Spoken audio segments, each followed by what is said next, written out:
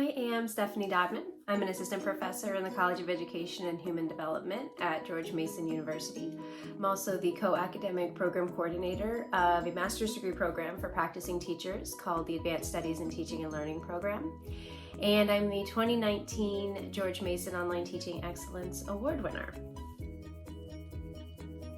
So what I enjoy about online teaching is a lot of things, but one thing in particular that I always come back to is that I get to see so many varied forms of engagement with asynchronous courses in particular.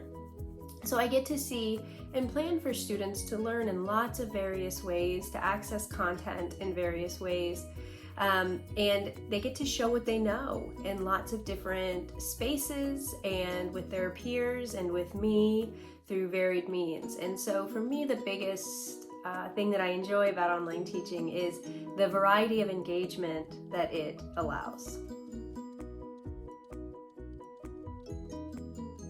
Really trying to work hard to not let the online teaching take over my personal space, because when you're sometimes teaching online, the expectation is that you're teaching 24 hours a day. And so really trying to make those expectations clear in my syllabus right from the outset.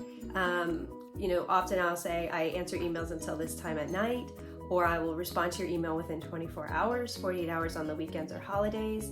And I will get back to you within that space, but don't expect an immediate response. And then also expectations for when I get assignments back. So I really try for a week turnaround and I make that expectation explicit to students.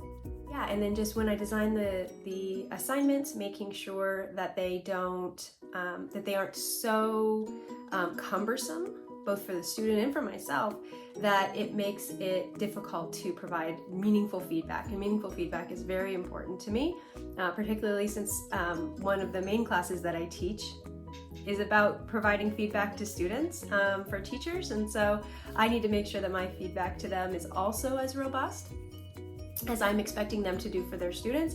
And so that just goes back to that design piece, and really that's where the challenge is sitting down before the course goes, as you're designing the tasks for the course, as you're designing the assignments, and really making sure that it doesn't become too cumbersome, because everything takes a little bit longer. Is just think carefully about the assignments that are being offered within this online medium, and you want them to be robust, and you want to ask students to think rigorously about the content.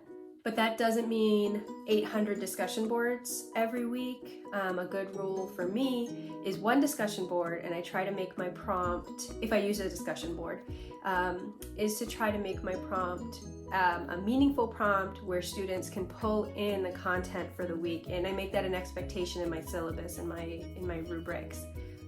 Rubrics are fantastic. I have started assigning weekly points in a couple of my online classes for weekly engagement, and that has been a lifesaver.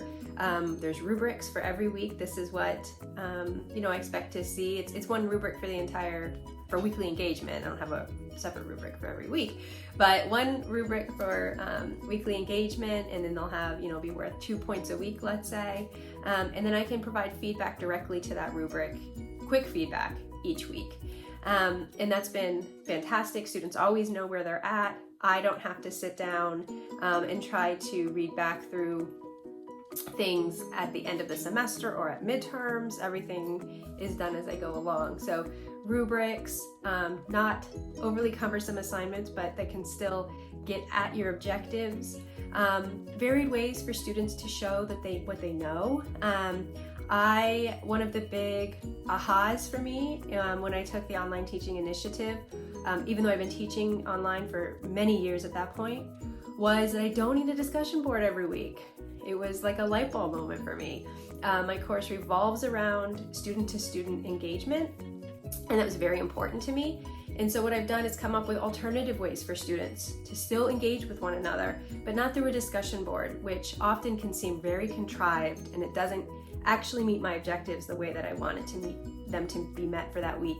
So I've come up with alternative ways for them to engage with one another. But definitely weekly points every week, and a rubric, even if there's no weekly points, a rubric that students know what's expected of them every week.